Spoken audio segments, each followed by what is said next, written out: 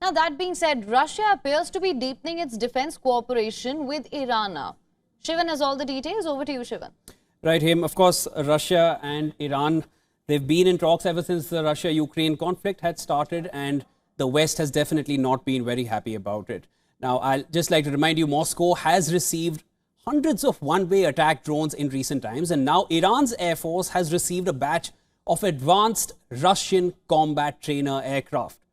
So the deal that was once from Iran's side towards Russia, now Russia seems to be returning that favor to Iran.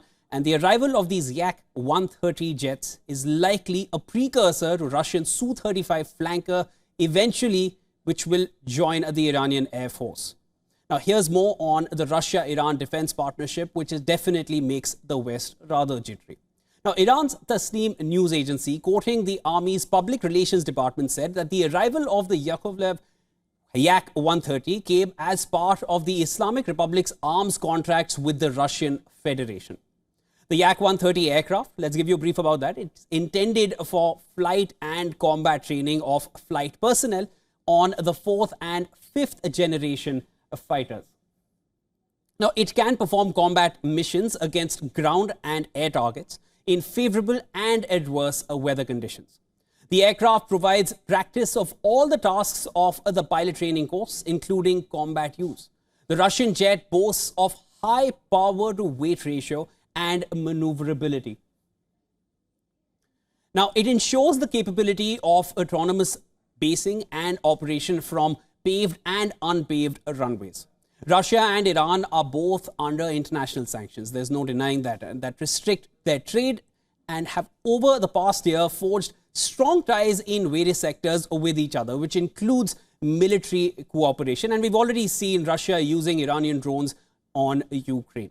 Now, Iran currently has mostly Russian MiG and Sukhoi fighter jets that date back to the Soviet era, as well as some Chinese aircraft, including the F-7.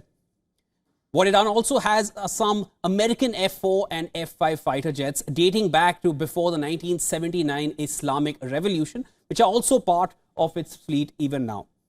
Now, in March, Iran announced a deal which had been reached to buy Sukhoi Su-35 fighter jets from Russia. Although not an absolutely definitive step towards Su-35 jets, the Yak-130 definitely brings Iran closer to operating modern Russian military aircraft, something that Iran is definitely eyeing. Now, the Su-35, let's talk about that next. It is a multi-role, super maneuverable one-seat fighter jet. The aircraft is designed to engage air, ground threats and to counteract naval surface forces of an enemy force.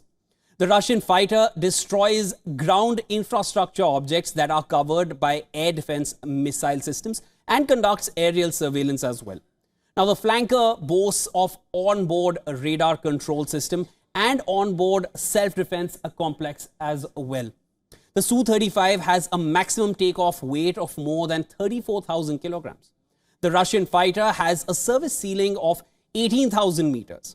The flanker can hit speeds of over Mach 2, that's 2 times the speed of sound. It is a devastating thing to have in air against any enemy nation. Now, it has a maximum payload of 8,000 kilograms. Lastly, the Russian fighter has 12 hard points where it can be armed.